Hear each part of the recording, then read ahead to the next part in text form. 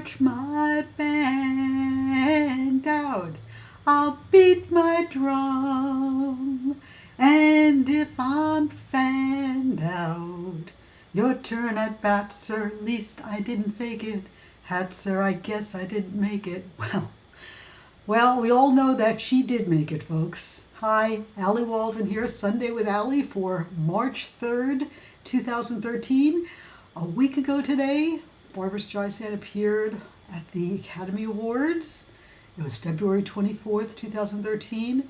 And to use the baseball vernacular, Barbra hit a home run. So she did march her band out, and she did do something quite spectacular. Now, it wasn't exactly as we expected. We wondered if she might do the In Memoriam. Well, in a way she did. The In Memoriam section of the Oscars was done, there was a cascading group of photographs of people who've passed away, toned to the music from Out of Africa by John Barry, a brilliant composer, who was also the James Bond composer, but they didn't even make that connection. And at the end of the photograph section, Barbra appeared with a photograph of Marvin Hamlish, who was the last person honored in the In Memoriam. And Barbra explained that Marvin was her friend, and then she sang The Way We Were, dedicated to Marvin. It was a seminal moment. It was gorgeous. She looked magnificent. She did not look 70 years old, soon to be 71. She sang a little, she had a little hesitancy at the beginning, which is to be expected, because clearly everybody's a little nervous when they first start out. But she sold it at the end and made it something really beautiful. And the notices afterwards were brilliant. The only problem I had with the entire appearance, on television, they cut off Barbra's standing ovation at the end. And I was like, wait a minute, where's the standing ovation? Well, photographs later on showed that there was a standing ovation when Barbra was done. And I think Perez Hilton, his site, had a clip that included the standing ovation. So clearly Barbra wowed the big Hollywood audience sitting in the Dolby Theater. They changed the name now to the Dolby. So all in all, a great appearance by Barbra, a great performance. I think it hit all the buttons. I think people around the world were thrilled to hear her sing The Way We Were. As I told you guys in previous weeks, we would have loved it if she sang If I Close My Eyes, How Lucky Can You Get, Papa Can You Hear Me, How Much of That Dream Comes True. We would have taken any song from the Barbra catalog, movie song or not. But to the mass public, The Way We Were is right up there as maybe Barbra's greatest song. So for her to sing The Way We Were in that setting, dedicating it to Marvin, was just beautiful. And I think, like I said, it was a home run, a touchdown, a goal. It reached every criteria necessary. Now, a couple of things that were very interesting to note. Somebody, actually a fellow named Chuck Macklin on Facebook, did a split screen photo showing Barbra from Funny Girl to Funny Lady singing The Way We Were, and Barbra at the Oscars last week singing The Way We Were.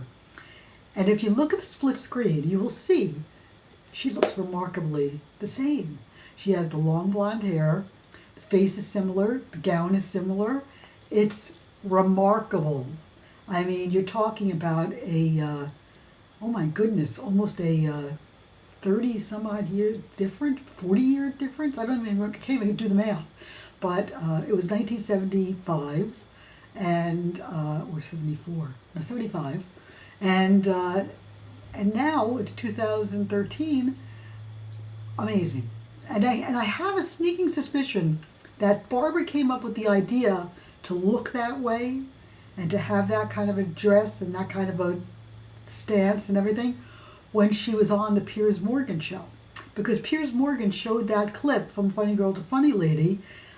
Barbra watched it and said, wow, where's that from? And he was like going on and on about it. He thought that was the greatest clip of Barbra singing The Way We Were. And I think that planted a little seed in Barbra's brain. If I do The Way We Were at the Oscars, I should recreate that look. And I think that's exactly what she did. And it's remarkable. Please, if you go online on Facebook, click on Chuck Macklin or look for Chuck Macklin and see if you can find the photograph, because it was an amazing split screen. Now, after the Academy Awards, Barbra went back to the Governor's Ball, which is the traditional thing to do, and there were great photographs of Barbra seated and spending time with Adele, who also was on the Oscars, and Shirley Bassey, Dame Shirley Bassey, who sang Goldfinger at the Oscars, and the three great singers, divas, sitting together, talking, posing for photographs. It was wonderful. It was wonderful. In fact, Entertainment Weekly this week ran that photograph with the caption that said, "You think any of them can sing?" ? Then in parentheses, "we kid." Yeah. It was like three of the greatest singers of our generation together in one place, all having performed that night. It was wonderful. Another thing that happened backstage, Barbra was photographed with Donna Karan. She was also photographed with Richard Gere. There were other images that popped up, a lot of shots of her performing. A great thing that also was in the current issue of Entertainment Weekly, they did get an interesting quote from Barbra that she was very nervous. She said she thought her legs were trembling, and when she went off stage, James Brolin, her husband, was waiting for her, and he took her hand, and she said, "Do you think they could see my legs were trembling?" Barbra, we couldn't tell that your legs were trembling. You looked spectacular. So, all in all, the Oscars were just fantastic. And about 2 days later, Terry Hamlisch, Marvin Hamlisch's widow, tweeted a photograph of Barbra from the Oscars with a beautiful note about how touched she was and how grateful she was to Barbra for doing such a gorgeous tribute to Marvin. And it was really, really lovely. Again, that is on, you can see it on both the Barbra Archive site and on Twitter if you just want to read all the words and see what it says. Another thing that was interesting about the post-Oscar coverage is that Barbra got terrific notices. A lot of the polls said who gave the best performances. Barbra got a lot of votes. And in one site called In the Mix, they rated the top 5 Oscar moments of the night. And Barbra was number one. Number one. Nice. Now, I'm looking at my list here just to make sure I don't miss anything. This week, Guilt Trip is, I think it opened in England. And in tying in with Guilt Trip opening finally in the UK, there was some publicity over there, including one major interview Barbra did with The Independent, I think that was the name of the newspaper, where she talked about a lot of the same stuff that we had heard in the prior Guilt Trip publicity. But a couple of new things always pop out. For example, Barbra talked about her dog, her Coton du Calais, I think is how they pronounce it, her Coton, Sammy. And she said that Sammy is the daughter she never had, that she understands English, that she talks to Barbra, that sometimes she'll come in and she'll go, "Rah, rah, rah, rah," and Barbra knows exactly what she's saying. And for non-dog lovers, this sounds bonkers. For people like me that own a dog, that love a dog, that have had pets, dogs or cats, it makes all the sense in the world. This is the way, oh, excuse me, while I'm losing my ear here. This is how we talk to our animals. We love our pets. And Barbra adores Sammy. And she says they go nowhere without Sammy. As a matter of fact, Barbara told a funny story that when her and Jim like to take their car trips in the truck, Sammy goes with them. Sammy sits in the car right next to them. And whenever they stay at, bed and breakfasts or hotels, Sammy goes with them. And Barbara mentioned that at one time they were driving, I think she said around Monterey. I think she talked, it was Northern California. And they had nowhere to stay. And they literally needed a place for the night, and they knocked on somebody's door and said, hi, we're kind of, looking for a place to stay. Do you have a spare room? Well, whoever these people are, they were overjoyed to see Barbra Streisand and James Brolin on their doorstep. They invited them in. They gave them the master bedroom. They fed them. They treated them like royalty. And, it just goes to show you, if you're Barbra Streisand and James Brolin, you can get that kind of treatment from virtual strangers. And I ask you guys, if Barbara and Jim knocked on your door, would you turn them away? Of course not. Anyway, so that was some cute information that came out in the Guilt Trip publicity. I think the next stop for Guilt Trip probably should be Italy and France and Germany. It seems to be slowly making its way across the continent. And I wish luck to everybody who wants to see it. It's still coming out here in America. I believe April 30th is the date. So we will watch for that. Now, one big, I don't even want to call it a story, one big rumor that appeared this week on a site called lemonwade.com. And unfortunately, it was picked up by a few other sources like Broadway World and Michael Musto in The Village Voice, claimed that Barbra Streisand wants to direct Gypsy and Stephen Sondheim doesn't want her to direct the movie, and therefore he is the roadblock in getting Gypsy made. Ladies and gentlemen, my friends, my Barbra buddies, I can tell you unequivocally that is pure bull.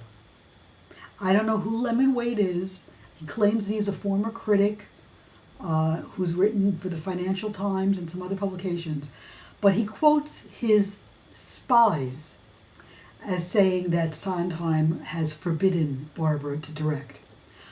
I know from my sources, which I believe my sources are not spies, but people actually in the know who've talked to Joel Silver's office and who are associated, know what's going on in Barbra's offices and Marty's offices. And that's not true. It's simply not true.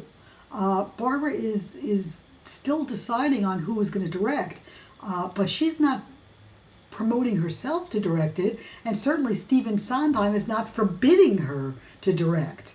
I do think there's still going to be an announcement, probably closer to Lincoln Center, which is April 22nd, when Barbra receives the Chaplin Award. But Gypsy is going to happen, folks. It's going to happen. I don't think Barbra's going to direct it, but if it turns out that she does direct it, it certainly is not something that Stephen Sondheim would be objecting to. Stephen Sondheim's worked with Barbra Streisand. He knows Barbra Streisand. He trusts her. And I just don't believe at this point in either of their careers that they would, suggest to one another, I forbid you to do something. Barbra doesn't like to be forbidden. I don't think Sondheim does either. They're artists. They work together, they compromise, they'll work out whatever issues they have. But this person, lemonwade.com, was merely looking for some publicity, and he got it.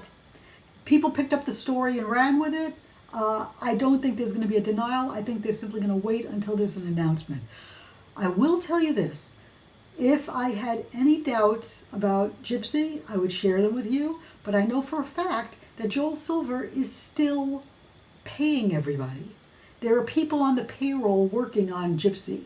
Now, there's no way Joel Silver is going to be paying for a project that Stephen Sondheim is going to forbid to happen, or that Barbra Streisand is going to decide not to do. It's going to happen. Okay? Okay.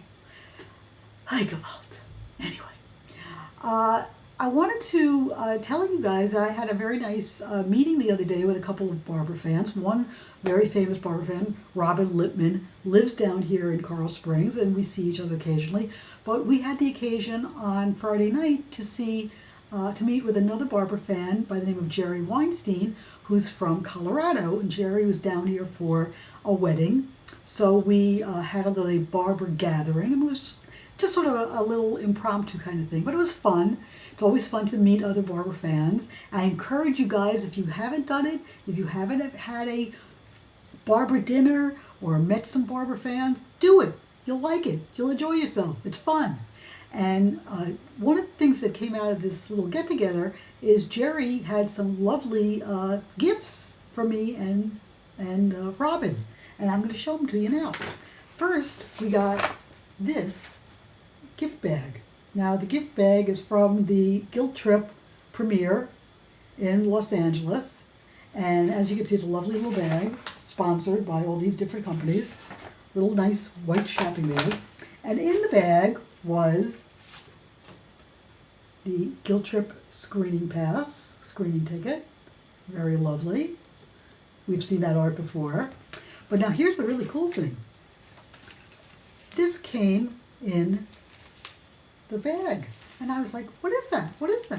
Whoa. Well, I'm going to show you guys. Take a look. This is really cool.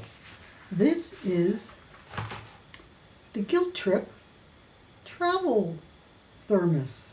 So when you go on those long car rides, you could fill this up with, you know, your cafe mocha latte, soy chai, tea, whatever. And you see it opens at the top, nice little cup. And this is the coolest thing. I mean, this is definitely going up on the bookshelf. Isn't that cool? Thank you, Jerry. I'm glad you were able to get a couple of extras at the Hollywood premiere, and that I happen to be one of the beneficiaries. So, muchas gracias.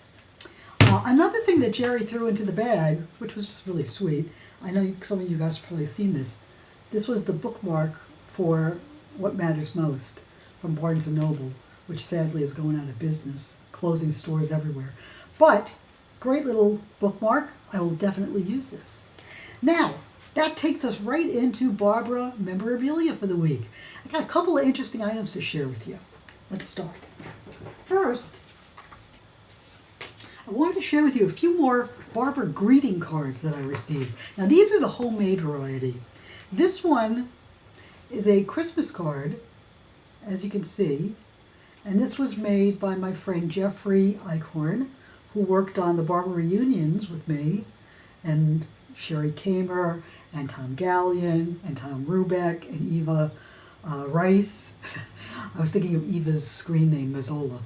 And Jeffrey was very, very creative, and this was a beautiful, lovely little happy holiday card. And as you can see, this was probably around 2002. Ah! There I went my earring. Oh well. We'll just take the other one off to make everything even. Sorry about that. God, how bad.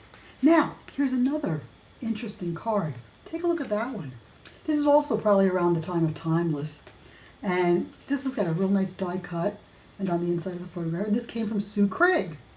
Now Sue, this was Christmas 2000. Sue worked on Just Like Butter, the Tom Gallion publication, and that's how I know Sue. And she was also at a couple of the reunions. Sue was a big-time collector. Kind of lost track of her, but I love her card. I've saved it all these years. Now here's another nice, really nice card. This one comes from Walter McBride. See that? Look at that beautiful die cut. Now that image you'll recognize is from the first Barbra Streisand scrapbook. Walter took that picture. So this is a variation on his photograph. And this was his Christmas card. And this was also from 2000. And he was asking, 2001 actually, he was asking, is it true that Barbara's going to do a Timeless tour? Well, as we know, Barbra did do a Timeless tour, but it was only to Australia. And actually, she did 4 cities in New York. There were 4 final performances, supposedly. Now, more to look at. This is a very unusual Barbra biography. You might recognize this version, Barbra Streisand, An Actress Who Sings by James Kimbrell. Now this is only part one. There was a second part, which is I guess harder to come by, and that's this, part two. Now what's unusual about Jim's book is he wrote it backwards. He started with the present and went all the way from the present to the past. So the last chapter in the book is all about Barbra's early beginnings. So it's kind of goofy, but sweet. And he was a huge, big clip collector, so he's got clippings of all kinds of stuff in there. It's not particularly illuminating as to Barbra's career because it doesn't really do too much commentary. But if you're looking for some unusual biography that has a lot of clippings and a lot of unusual stuff, Jim's books were interesting. And it was, just I'll show you one more time so you can see his name, James Kimbrell. Sadly, Jim died too young and is gone. One of our many Barbra friends that has passed away. Now my last item for show and tell has a great story to it. This is a photograph of Barbra's cabaret card. Now this was from, the date issued is May 29th, 1962. In order to be allowed to sing in New York supper clubs, and I guess to do theater, Barbra needed a cabaret card. That's what this is. It's an ID. Now, the story of this is interesting. The guy who owned the Bonsoir was a guy named Ernest Segroy. And when Karen Swenson was writing her book, Barbra the Second Decade, she found out from Barbra Segroy, Ernest's daughter, that her father had kept Barbra's cabaret card all those years. So I was living in New York. Karen was living in California. Karen asked me if I would go to Barbra Segroy's apartment in Greenwich Village and photograph the cabaret card for inclusion in the Second Decade. So that's what I did. I took my camera. I went up to the apartment. I think it was like a 10th, 11th floor apartment in the Village, I think 16th or 17th Street, and met Barbra Segroy and photographed the cabaret card. Now that cabaret card has now since been everywhere. You'll see it in Just for the Record. You'll see it in some of Barbra's introductions on, I think putting it together they use it. It was going to be in Just for the Record. Karen used it. I've used it in my book. So that little photograph has gotten a lot of mileage. But it was fascinating. Fascinating to know that, if you look closely, it lists Barbra as she was 20 years old, 5'5", 110 pounds in 1962. And even though Barbra looked fantastic at the Oscars, I think she would probably kill if she was 110 pounds right now. I know I would kill if I was 110 pounds. Anyway, okay, 23:34. I guess it's time to say nighty-night, goodbye, adios, amigos. I'll see you next week with more Sunday with Ally, the Barbra Streisand Videocast. And we'll have more to talk about. Oh, I forgot to mention. If anybody's still interested in the Barbra cards are still available. I've got quite a few sets. And you can go to, where's my thing? There we go. Go to nothingsimpossible-project.blogspot.com if you are so inclined to make a contribution, a donation to Sunday with Ally, which mostly all of it goes towards my medical expenses. I will be going to the doctor tomorrow. I'm sure I'll be getting my latest round of chemo in the next week or so. Hopefully everything will continue doing well. This was a good weekend for me, knock wood, and hopefully it'll stay that way. So until next week, this is Ally Waldman, your intrepid Barbra reporter, your Barbra buddy, signing off saying I'll see you next week. Bye-bye.